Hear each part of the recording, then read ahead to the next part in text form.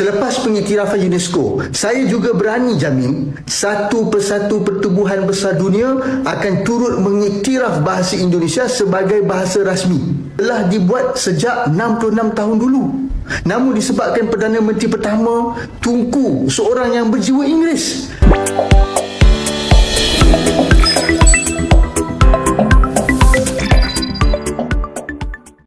Assalamualaikum warahmatullahi wabarakatuh. Halo teman-teman, jumpa lagi di Aryan M Channel.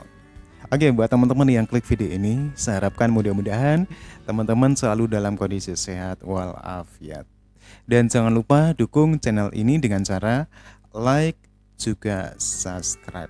Baik, di kesempatan kali ini saya akan ajak kembali teman-teman untuk mereaksi sebuah video sekaligus nanti berkomentar. Kali ini ada tanggapan terbaru dari orang Malaysia mengenai terpilihnya bahasa Indonesia sebagai bahasa resmi di UNESCO. Tentunya tanggapan ini tanggapan yang positif ya terhadap bahasa Indonesia. Oke, seperti apa? Sebelum kita berkomentar, kita akan lihat dulu videonya. Bahasa Indonesia dah jadi bahasa rasmi ke-10 UNESCO. Bayangkan, dengan pengiktirafan ini, maka bahasa Indonesia akan menjadi sangat terkenal. Dan saya yakin, akan lebih banyak kelas belajar bahasa Indonesia akan dibuka di seluruh dunia. Selepas pengiktirafan UNESCO, saya juga berani jamin satu persatu pertubuhan besar dunia akan turut mengiktiraf bahasa Indonesia sebagai bahasa rasmi. Dan jangan terkejut kalau bahasa utama ASEAN nanti pun akan jadi bahasa Indonesia. Pada waktu itu, bahasa Melayu kita tak akan lagi dilihat dan perjuangan untuk mengangkat bahasa kebangsaan sebagai bahasa dunia tidak lagi akan berjaya. Sepatutnya kita teruskan usaha mantan Perdana Menteri kita dulu, Datuk Seri Ismail Sabri, yang nak jadikan bahasa Melayu sebagai bahasa ASEAN. Walaupun susah nak dibuat di peringkat ASEAN, boleh saja buat di peringkat lain. Namun malangnya, disebabkan kerajaan dan rakyat kita yang sangat tak patriotik ini, maka kita terus dalam kerugian yang amat. Ada satu perkara saya nak maklumkan pada kerajaan. Usaha kita nak memartabatkan kembali bahasa kebangsaan tidak akan lagi berjaya, terutamanya dalam era globalisasi ini, kerana sepatutnya pemerkasaan bahasa kebangsaan telah dibuat sejak 66 tahun dulu. Namun disebabkan Perdana Menteri pertama Tunku seorang yang berjiwa Inggeris dan tidak ada kemampuan mentadbir, maka 66 tahun kita sengsara dengan identiti negara bangsa. Bahasa Indonesia pula dah lama dijadikan bahasa kebangsaan dan digunakan secara menyeluruh di negara mereka sejak sebelum kita dapat kemerdekaan lagi. Syabas Indonesia, anda beruntung mempunyai seorang pemimpin dan kerajaan yang hebat dan luar biasa. Kongsikan video ini kalau anda bersetuju. Bahasa Melayu berpotensi besar diangkat sebagai salah satu bahasa dunia seperti pada sekitar abad ke-15 hingga abad ke-19. Bahasa Melayu memiliki keunikan dan kelebihan tersendiri, khususnya dalam kalangan negara ASEAN, dan ia diyakini boleh dijadikan salah satu bahasa rasmi ASEAN.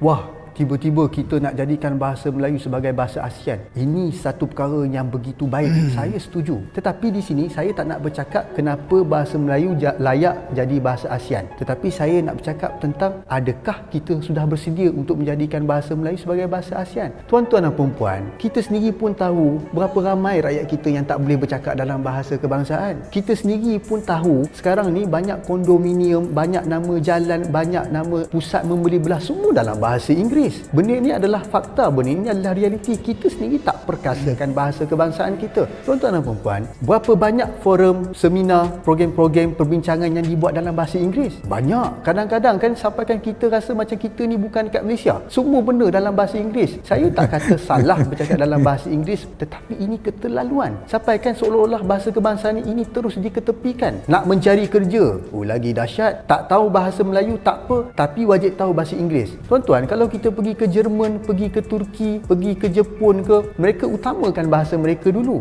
Sepatutnya kita dah buat benda ni sejak zaman merdeka dulu. Tapi sampai ke hari ni pun saya tak nampak apa inisiatif yang kita nak buat untuk memperkasakan bahasa kebangsaan kita. Indonesia, orang di sana semua bercakap dalam bahasa Indonesia. Sekalipun mereka ada suku yang berbeza, ada orang Jawa, ada orang Melayu, macam-macam provinsi yang ada di sana, tetapi mereka masih lagi bercakap dalam bahasa Indonesia. Tapi ini tak berlaku di Malaysia. Sudah tentu orang akan ketawakan kita. Mana mungkin kita berlawan dengan negara Indonesia nak jadikan bahasa kita sebagai bahasa ASEAN, tapi kebanyakan rakyatnya tak boleh bercakap dalam bahasa kebangsaan dengan baik. Ini satu perkara yang melucukan. Ambil contoh Melayu di bandar. Melayu di bandar suka bercakap dalam bahasa Inggeris tau. Kalau kita pergi jumpa beberapa rakan-rakan yang nampak macam agak sedikit berkerjaya tinggi ni, pergaulan mereka selalunya dalam bahasa Inggeris. Susah nak tengok yang bercakap dalam bahasa Melayu. Kalau bercakap dalam bahasa Melayu pun akan bercampur bau. Jadi ini adalah satu masalah. Bermakna kita ni tak bersedia nak jadikan bahasa Melayu sebagai bahasa ASEAN. Kenapa Malaysia nak jadikan bahasa Melayu ni sebagai bahasa ASEAN? Sebab kita punya populasi besar. Kalau kita himpunkan, gabungkan populasi Malaysia, Indonesia, Brunei, Singapura yang bercakap dalam bahasa kebangsaan besar. Jadi itu sebab kenapa kita nak jadikan bahasa kita ni sebagai bahasa ASEAN. Bila kita katakan jadi bahasa ASEAN, nanti bila dalam forum, dalam seminar, kita boleh saja bercakap dalam bahasa kita. Contohnya kalau kita nak buat program-program himpunan antara menteri-menteri di ASEAN, kita boleh buat dalam bahasa Melayu. Kemudian kita ada penterjemah. Jadi itu kebaikannya dan ini peluang untuk kita melihat bahasa kebangsaan. Oke, teman-teman ya, demikian ya tanggapan dari orang Malaysia terhadap terpilihnya bahasa Indonesia sebagai bahasa resmi di UNESCO. Pastinya teman-teman ya, dari terpilihnya bahasa Indonesia sebagai bahasa resmi ini jelas ya akan berdampak pada Indonesia.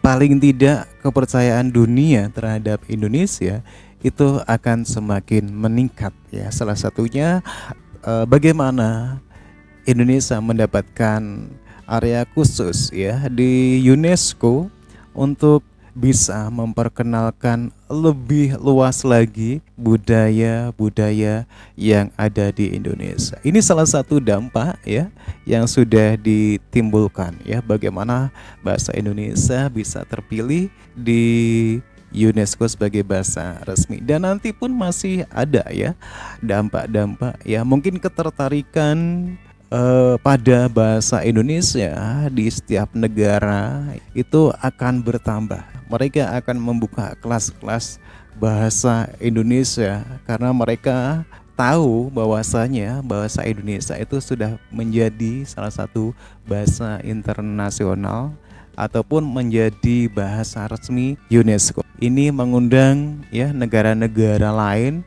untuk mempelajari bahasa Indonesia.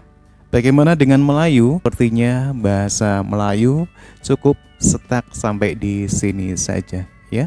Bahkan bahasa Indonesia pun itu bisa menjadi bahasa ASEAN nantinya teman-teman ya, bahasa kedua ASEAN selain bahasa Inggris. Kenapa? Karena bahasa Indonesia sudah menjadi bahasa resmi di UNESCO, bukan bahasa Melayu. Berbicara bahasa Indonesia, bahasa Melayu di Malaysia masing-masing sudah punya otoritas sendiri. Dan kenapa bahasa Indonesia tidak mau dilabeli? Ya itu tadi ya, kita sudah mempunyai otoritas sendiri-sendiri. Bahasa Indonesia digunakan di Indonesia, bahasa Melayu digunakan di Malaysia. Tapi secara perkembangan, secara penutur jelas sangat berbeda.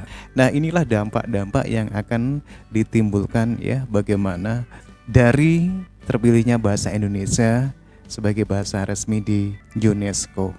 Nampaknya untuk perjuangan bahasa di Malaysia ya mungkin sampai stuck di sini, karena perjuangan bahasa Malaysia itu diawali dari para pejuang pendahulunya pun sudah berjiwa Inggris ya. Jadi kenyataan realita di Malaysia pun seperti yang kita lihat, bagaimana bahasa Melayu selalu dirojakan dengan dicampur-campur bahasa Inggris. Seperti yang orang Malaysia tadi katakan ya, bahwasanya bagaimana bahasa Melayu itu bisa seperti ini di Malaysia karena pendahulunya sudah berjiwa Inggris.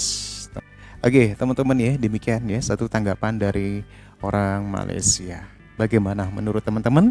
Silakan teman-teman bisa berkomentar. Kalau ada yang kurang, saya minta maaf. Silakan dilengkapi.